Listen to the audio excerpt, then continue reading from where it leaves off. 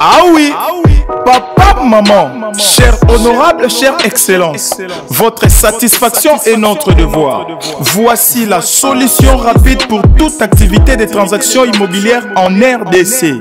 Pour la vente, l'achat, la gestion, l'estimation et la mise en location de vos biens meubles et immeubles, contactez l'agence congolaise de prestations et services.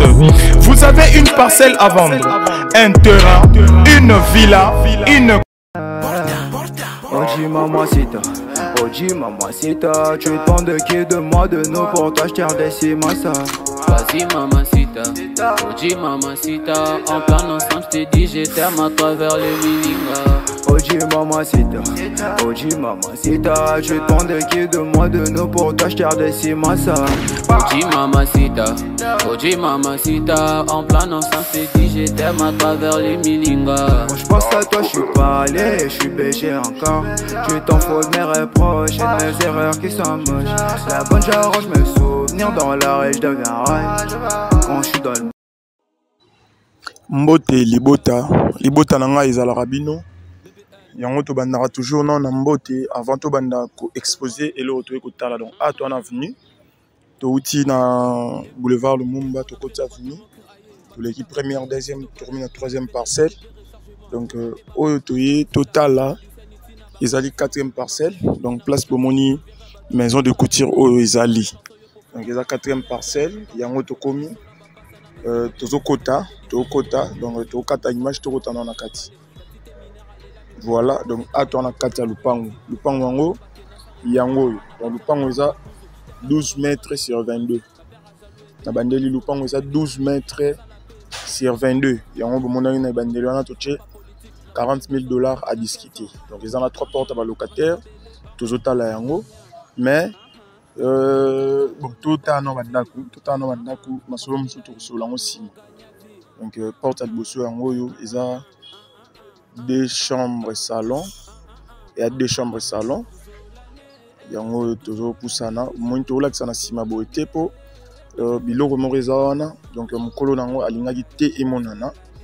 Yango moni to la sera kota bandako mais lupango to bimba bo mona lupango eza mobimba eza sans défaut donc eza tana défaut mo côté mais bilo mo eza na gauche awa eza alingaki te vraiment et monana ndenge ezala toujours car donc tazana ba secret na ye eza deuxième porte yango wana troisième porte yango yo bâtir peinture à bleu donc eza deux portes bâtir peinture à bleu porte yango ya mibale yango eza chambre et salon. L'autre total qui a 2 chambres et salon. Ils ont donc 4e parcelle dans Macadam. Courant ils ont qui toko. Courant vraiment qui toko. Maï. Mouké n'engala toujours qu'à. Au 3e porte ils ont 2 chambres, salon, cuisine, na toilette nakati. Porte à souka dans la toilette nakati et puis toilette oyo batu il y a 2 portes à liboso basale la ka yango yo. Donc ils ont la toilette nadal nango. Ils ont kitoko. Le pango yango $40 000 à discuter. Donc awa tu as commune en télé na kinko les virages station Grady. Donc so commune avenue zawana et la 4e parcelle na Macadam. Dans les bandeleka kinko les arrêt virage référence dans la station Grady. Donc ils ont kitoko 12 mètres sur 22. $40 000 à discuter. Ils en ont 3 portes à locataire ndeka bo moniwana.